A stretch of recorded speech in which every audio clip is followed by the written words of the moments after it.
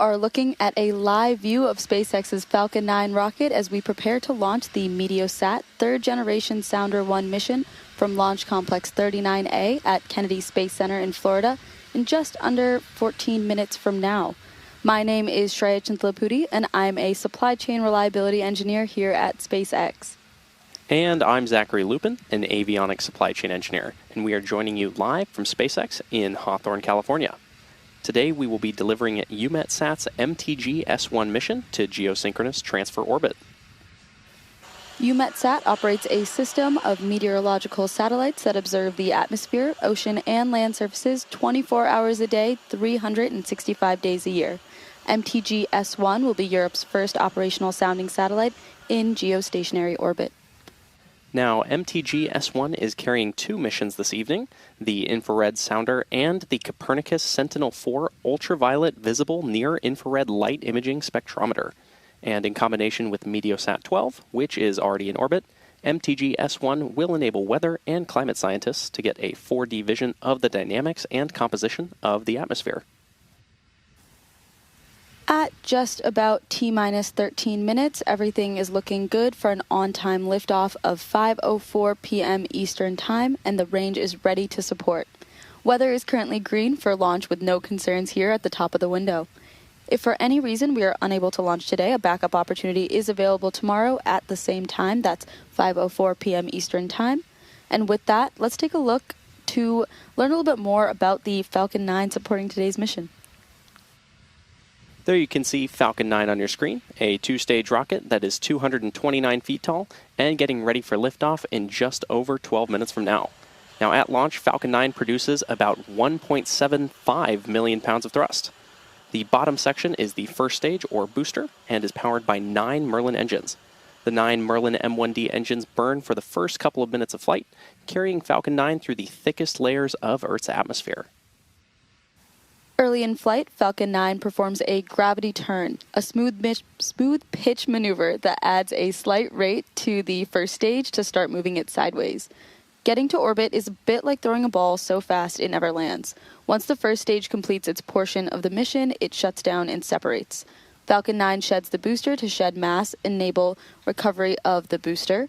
Stage 2 and the payload keep climbing faster and more efficiently without the extra weight, accelerating to around 17,500 miles per hour or 28,000 kilometers per hour. That's definitely very fast. Now, after stage separation, today's booster will land on our drone ship. Just read the instructions, which you can see there on your screen, currently stationed in the Atlantic Ocean. And this particular booster will be returning to Earth for its 9th time today. Now, the second stage takes over from there, powered by a single Merlin vacuum engine. Spacecraft is on internal power. Good call out there. The second stage is powered by a single Merlin vacuum engine, also known as the MVAC. And with its extended nozzle and optimized design, the MVAC provides maximum performance in the vacuum of space. And tonight, we'll ignite that engine twice before deploying the MTG-S1 payload into orbit. Topping off the rocket stack is the payload fairing, a 17-foot wide carbon composite shell that protects the satellite during the uphill trip through the atmosphere. There's a photo of the payload being encapsulated in the fairing a few days ago.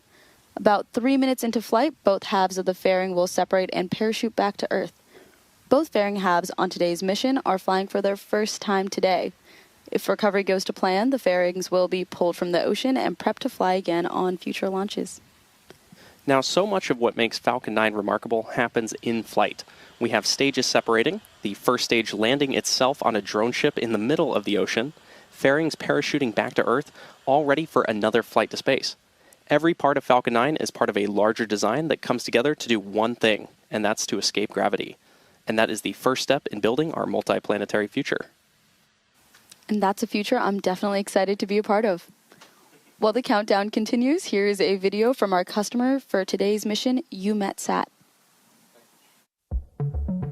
Day in, day out, we provide our data. It gets used by weather services and it's used to help people stay safe. All the data that goes into the weather forecast models so that they can then project it forward in time. A lot of what we do in supporting weather forecasting supports action. So the value from our data comes when somebody far down the line does something or makes a decision and takes an action. And today we're launching MTG-S1, the first European sounding satellite in geostationary orbit. This satellite will complement data from Meteosat 12, launched in 2022, and will cause a revolution in weather forecasting and climate monitoring. At a time when climate change is having such an impact on severe weather events, this data will ensure that European societies are even more resilient to those changes. MTG-S1 is the fruit of the collaboration and the strong, long-lasting collaboration between ESA and Eumetsat. MTG-S1 spacecraft will host two missions. One is the infrared sounder, and then the Copernicus Sentinel-4 mission. The infrared sounder and Sentinel-4 mission are separate but complementary missions. The Sentinel-4 will add new capabilities to Copernicus. The data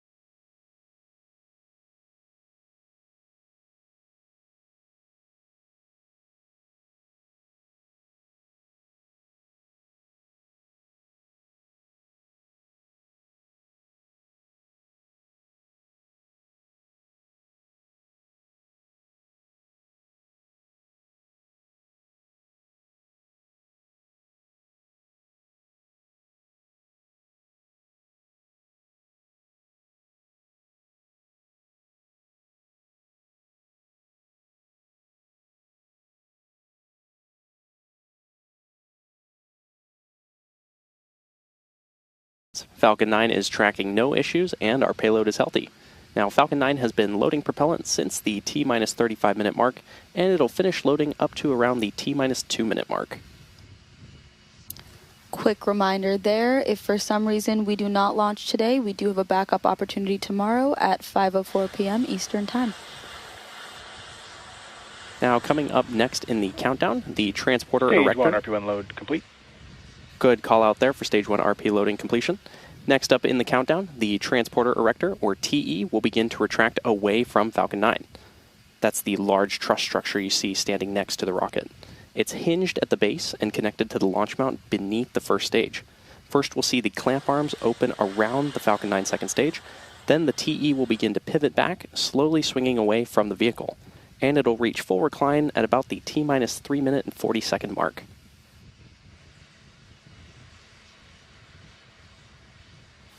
Still got a little time there. You might also hear that transporter erector, or TE, be called the strong back. It's the same structure, just a different name. The TE rolls Falcon 9 out to the pad, raises it vertical, and stays connected through the final seconds to launch.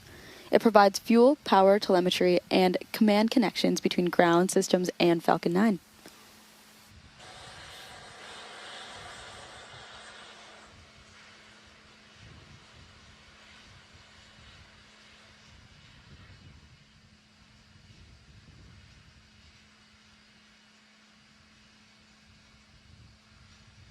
Just about 40 seconds away from starting to see those clamp arms opening around the second stage on our vehicle stack. Tanks are pressing for Stromberg retract.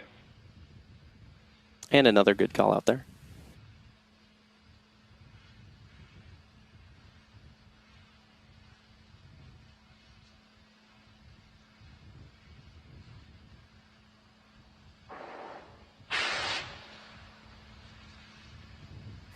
Those clamps that you see at the top of the TE help stabilize the second stage ahead of launch. As they open, Tarmac retract has started. There's that call out there. As they open, the rocket is fully free at the top. Now, both stages are nearly fully loaded with about 1 million pounds of propellant, which includes RP1, a highly refined kerosene, and liquid oxygen, which we will also refer to as LOX.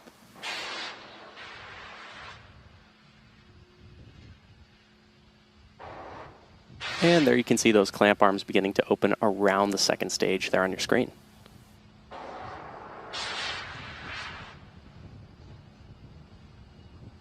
Now, propellant is loaded late in the countdown, and that's intentional. Colder propellants are denser, and denser propellants mean more performance out of the same tanks. The colder it is, the more mass that you can move.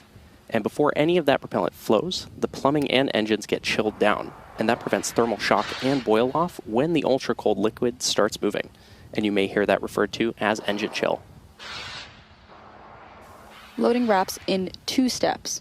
The first stage finishes around T-minus 3 minutes, so we still have got around 30 seconds there, and then the second stage will finish about a minute later. You've probably noticed these white clouds venting from the rocket. It's actually condensation. As the liquid oxygen warms slightly inside the tanks, some of it kind of boils off, and then that gas is vented to manage the pressure. When the vented oxygen hits the warm air outside, it instantly condenses into clouds. It's the same principle as your breath on a cold morning, just a much bigger scale. Load complete. Good call out there. Now, at the T-minus 60-second mark, Falcon 9 will enter startup, and at that point, the rocket's onboard flight computers will have taken over. And from then on, the countdown will be fully autonomous.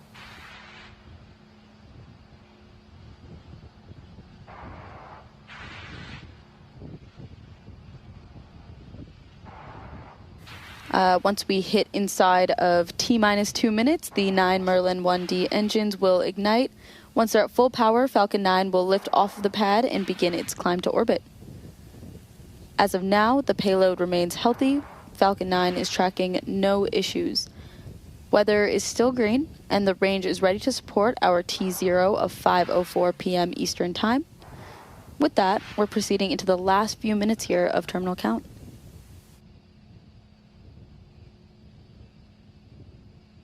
Coming up shortly, we should hear that. Stage 2 LOX load complete. And there's that call out for Stage 2 LOX loading completion. Falcon 9 is now fully loaded with 1 million pounds of kerosene fuel and liquid oxygen.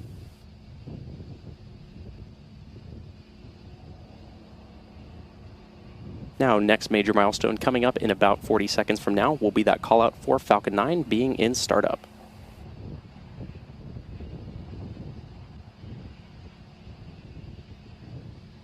Gas launch closeouts.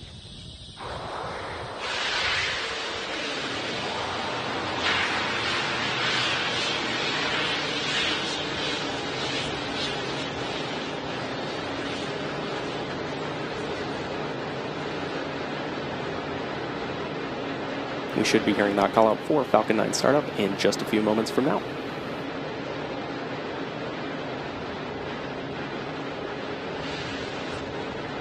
Falcon 9 is in startup. And great call out there. Lastly, we'll hear the final go, no-go from our launch director.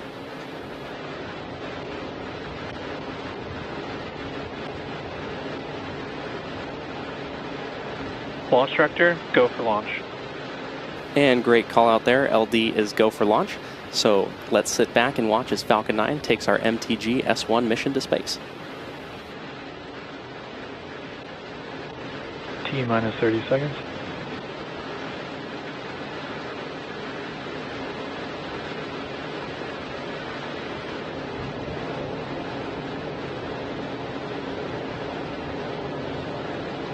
T-minus 15. T-minus 10, 9, 8, 7, 6, 5, 4, 3, 2, 1. Ignition and liftoff. Go Falcon, go MTG-S1.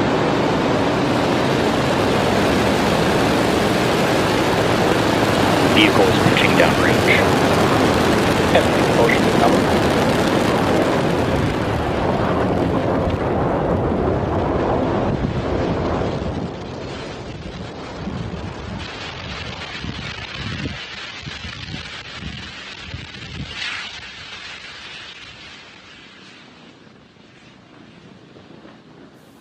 We've just passed 30 seconds and counting. Falcon 9 has successfully lifted off from Launch Complex 39A at Kennedy Space Center in Florida. In just a few Falcon seconds... 9 power and telemetry are nominal. Amazing call out there. Everything is nominal. Great to hear. In just a few seconds, we'll throttle the engines down. Falcon 9 is supersonic. Great call out again. We'll throttle the engines down in preparation for max Q, a period of maximum aerodynamic pressure. Now we should be hearing that call out for max Q in just a few moments from now. Max Q. Amazing. So we just heard that call out for max Q. The rocket has just passed. It'll experience the greatest mechanical stress in flight at that point. The rocket typically needs to go 17,500 miles per hour horizontally in order to avoid being pulled back down to Earth and get into orbit. You can keep an eye on the Stage 1 telemetry on the bottom of your screen. Now we're going to have several... Back in flight chill. Good call out there. We're going to have several events coming up in quick succession, and we should hear all of those called out by Mission Control, starting with main engine cutoff, or MECO, then stage separation, SES-1, and lastly, fairing separation. MECO is where we shut down all 9 M1D engines on the first stage. Stage separation is when the first and second stages of Falcon separate from one another. And second engine start 1, or SES-1, is when we will light the MVAC engine on the second stage for the first time. Less than a minute later, the fairing will then jettison from the second stage as it's no longer needed to protect the payload once we're in space. So keep an eye out for these events happening back to back. It's all coming up in about 10-15 seconds from now.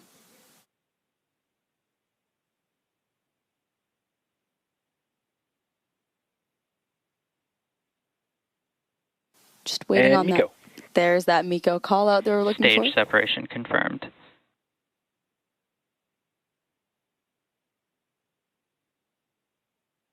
MVAC ignition.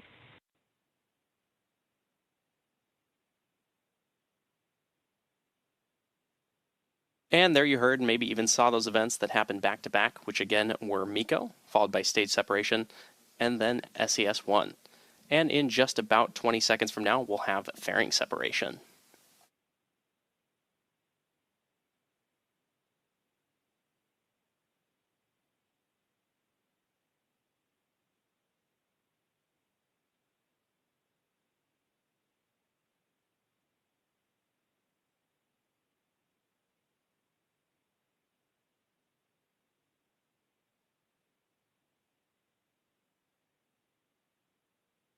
Fairing separation confirmed.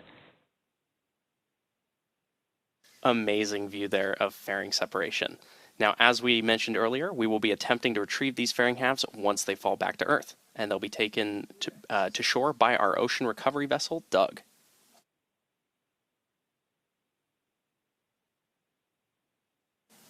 We're approaching just about 4 minutes into today's mission. At about T+6 minutes, you should see on your screen first stage's entry burn. To start the entry burn, we're going to relight 3 M1D engines, starting with the center engine, known as E9, followed shortly after by E1 and E5, which is similar to pumping the brakes to slow down the vehicle as it passes back into Earth's atmosphere. We need to slow down to reduce re-entry forces, which then helps us recover and reuse the first stage. During that entry burn, Falcon 9 is decelerating by firing its Merlin engines, but we still are moving very fast. This causes the vehicle to fly through Merlin's exhaust gases. Both vehicles are following a nominal trajectory. Great call out there, still moving nominal. This causes the vehicle to fly through Merlin's exhaust gases, also known as the rocket's plume, which deposits a layer of soot on the vehicle's surface. That soot comes from the carbon-based fuel that Falcon 9 uses, and with each flight, that soot builds up a little more on the outside of the vehicle. Oftentimes, prior to launch, you can see that soot from prior flights on the first stage. Now, just as a reminder, the second stage of our Falcon rocket is on the right-hand side of your screen, currently taking our payload to orbit, and on the left-hand side of your screen is our Falcon 9 booster, which is going to be making its way back down to Earth. This booster is flying for its 9th time today, having previously supported NASA Crew 9, RRT-1, Firefly Blue Ghost Mission 1, FROM-2, Sirius XM-10, and 3 Starlink missions.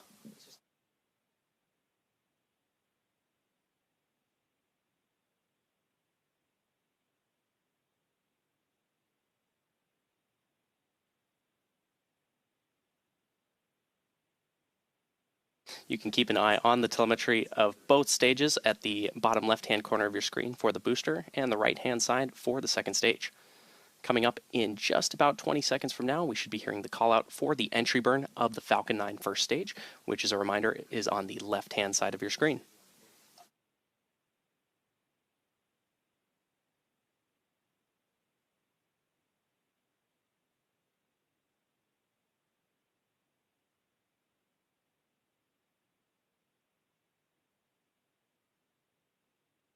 Stage 1, entry burn startup. Stage 1, FTS is saved. And good call out there for entry burn startup of the Falcon 9 first stage.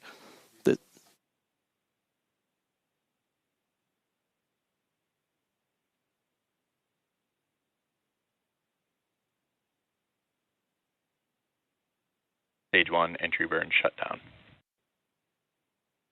And great call out there for entry burn shutdown of our Falcon 9 first stage. Great to hear. One of the most iconic things about Falcon 9 is its reusability. It's key to lowering the cost of spaceflight, which enables more investments in critical scientific research. The Falcon 9 first stage that is supporting today's mission is performing this entry burn for the 9th time. Now, the Merlins on the first stage are optimized for sea level, and these achieve 190,000 pounds of thrust each during ascent and descent. At liftoff, Falcon 9's first stage has thrust greater than 5 747 airplanes at full power. And the MVAC engine on the second stage, which has a much wider nozzle, is optimized to 220,500 pounds of thrust in vacuum. In a little over 30 seconds, the second stage Merlin vacuum engine will shut down. Stage 1, entry transonic. There's that call out there. And after that, we will start our landing burn on the first stage. Stage 2 is in terminal guidance. Stage 2, FTS is saved.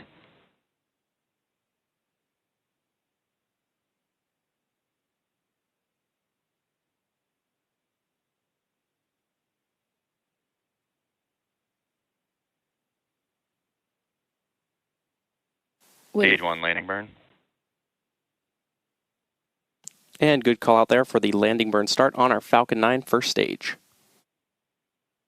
Nominal orbit insertion.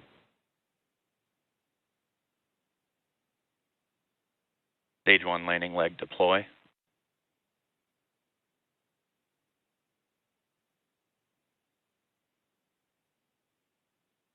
Stage 1, landing confirmed.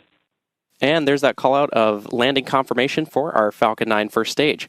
As a reminder, this was the 9th launch and landing for this first stage, which previously launched NASA Crew 9, RRT-1, Firefly, Blue Ghost Mission 1, From 2, Sirius XM-10, and 3 Starlink missions. We also heard a call out for nominal orbital insertion. With that, Stage 2 is embarking on its coast phase, after which the MVAC engine will relight for a second time at about T plus 26 minutes. This will be followed by another short coast and then payload deploy.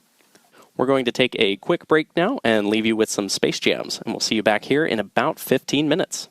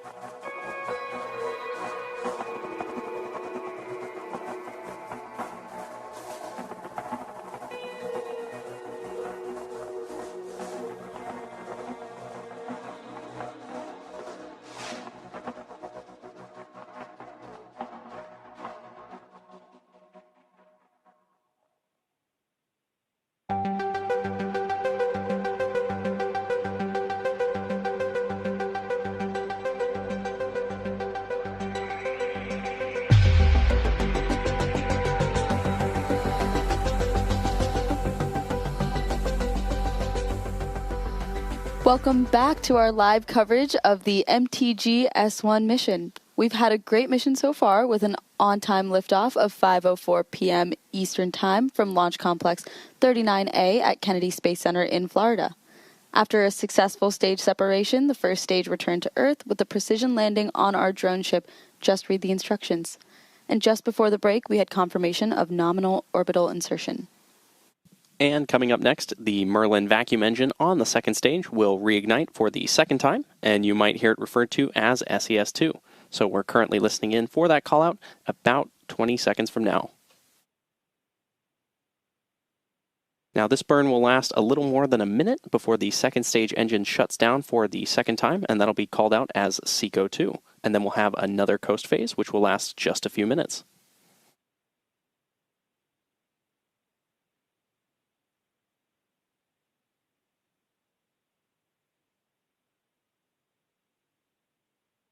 MVAC ignition. And good call out there for MVAC ignition. So as I mentioned, this burn will last a little more than a minute before the second stage engine shuts down. Now our customer for tonight's mission is Eumetsat. The Meteosat third generation sounder, or MTG-S1, will be the first ever European sounding satellite in geostationary orbit. MTG-S1 is the second satellite of the MTG system, and the imaging satellite Meteosat 12 is already in orbit.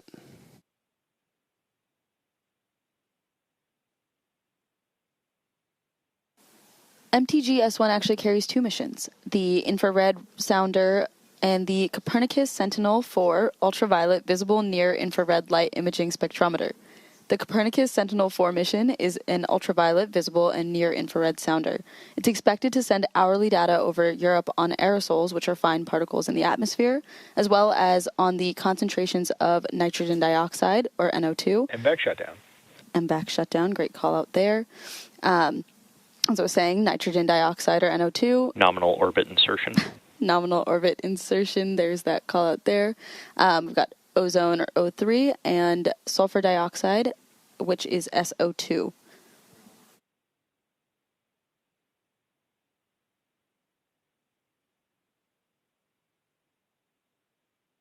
With two different types of satellites, both disseminating data in near real time, MTG is expected to revolutionize numerical weather prediction and nowcasting of high impact weather in Europe and in Africa.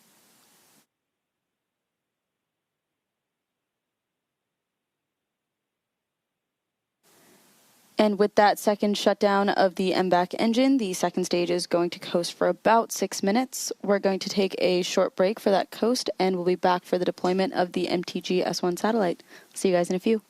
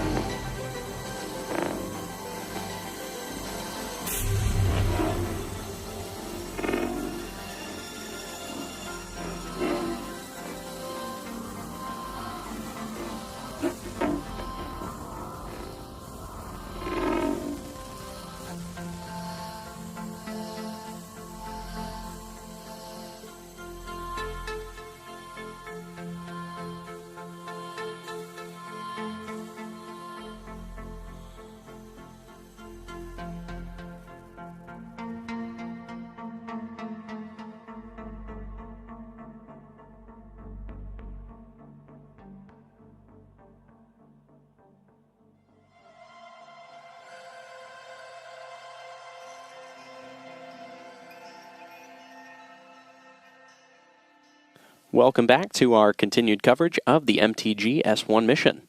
Now, before the break, the Merlin vacuum engine on the second stage reignited and burned for a little more than a minute before successfully shutting down for the second time.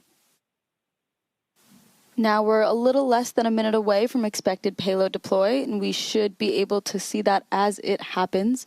A little bit before the break, I was speaking about our customers, so want to reiterate some of the fantastic things that they're doing here for tonight's mission with Eumetsat. That is the third Meteosat, the Meteosat third generation sounder, or MTG-S1. It'll be the first European sounding satellite in geostationary orbit. MTG-S1 is the second satellite of the MTG system. The imaging satellite, Meteosat 12, is already in orbit. MTG-S1 carries two missions, the infrared sounder and the Copernicus Sentinel-4 ultraviolet visible near-infrared light imaging spectrometer. In combination with data from Meteosat 12, MTG-S1 will enable weather and climate scientists to get a 4D vision of the dynamics and composition of the atmosphere.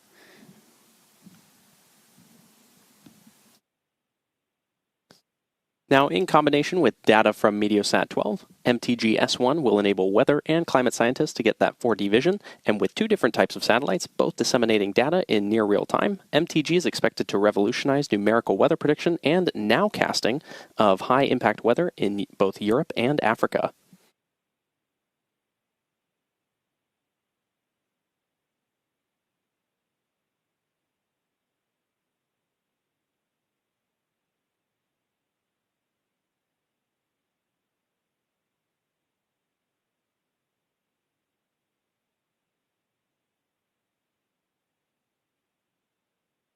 Now we should be hearing that call out for payload deployment in just about 12 seconds from now.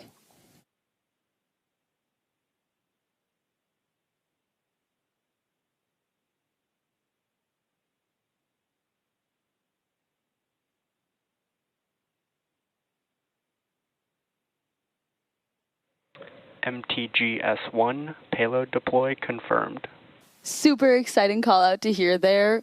You can see the successful deployment of the MTG-S1 geostationary weather satellite. And with successful payload deployment, that'll wrap up tonight's live coverage of the MTG-S1 mission. All of us here at SpaceX want to thank our customer, Eumetsat.